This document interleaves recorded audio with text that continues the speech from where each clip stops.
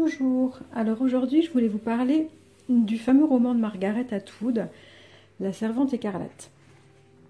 C'est un roman de science-fiction paru en 1985 qui a eu un grand succès, dont on reparle beaucoup ces derniers temps, parce qu'en fait il a été adapté en série et ça cartonne.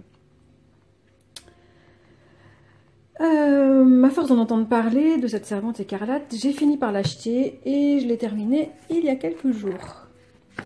Alors ça a été pour moi une lecture difficile, je ne m'attendais pas à ce que ce soit si sombre, mais en fait je ne connaissais pas grand chose non plus sur le livre.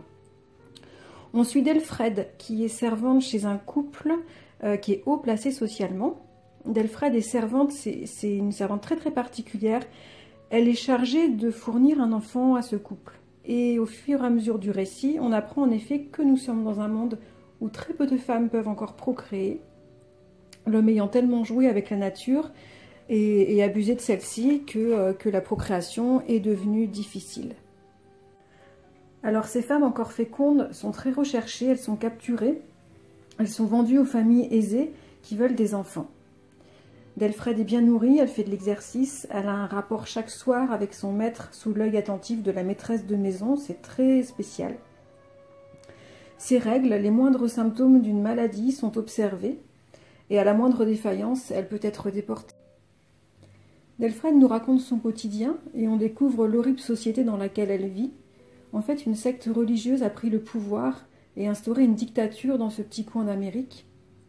Les femmes sont totalement privées de liberté, d'éducation, de pensée, d'émotion. Elles sont complètement asservies à l'homme, elles sont contrôlées en permanence. Certaines scènes de conditionnement sont vraiment très très violentes.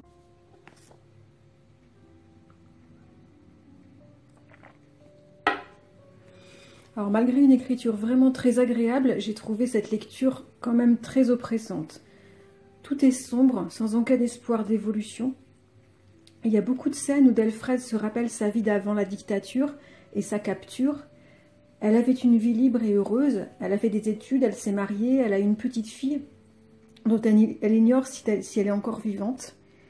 Et c'est assez violent cette séparation avec sa fille.